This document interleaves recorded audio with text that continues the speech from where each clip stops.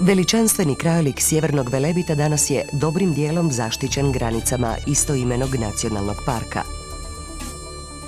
Jamstvo je to da će ovi prostori ostati sačuvani upravo takvi kakvi jesu za buduće naraštaje.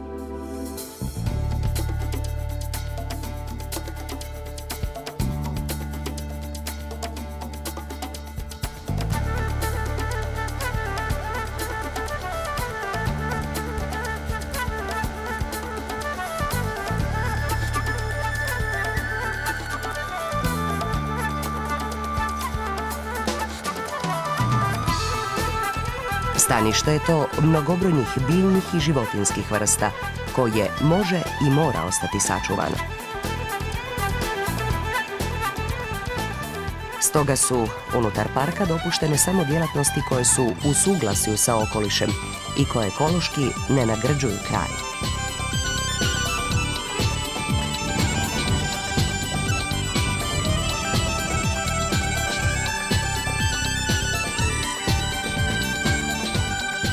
Visokogorske livade što se u predjelu Vučjaka i Kose nadvijaju nad more.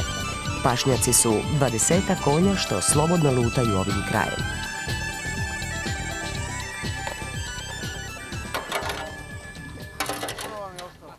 Konji pripadaju ovdašnjem starosjediocu Boži Vukušiću što ih uzgaja i ujahuje upravo za turističke jahače ture kroz Velebit.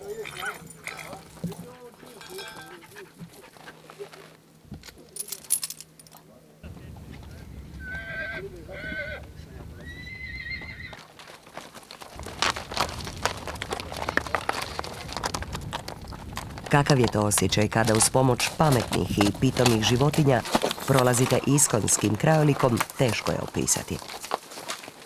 Doživljaj je to različit za svakoga ponaosob, kao što ljudi već i jesu različiti. No jedan osjećaj kao da je svima zajednički. Osjećaj pritajne čežnje za trajnom i neposrednom vezom s prirodom, koju, kao da smo u naše vrijeme, nepovratno izgubili.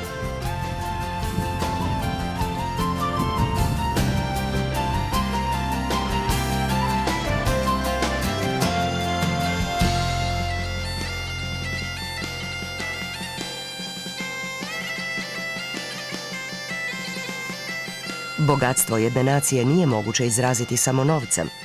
Bogatstvo doživljaja, osjećaj slobode i povezanosti s prirodom, vrijednosti su koje novac nikada nije, pa ni u buduće neće moći kupiti i nadomjestiti.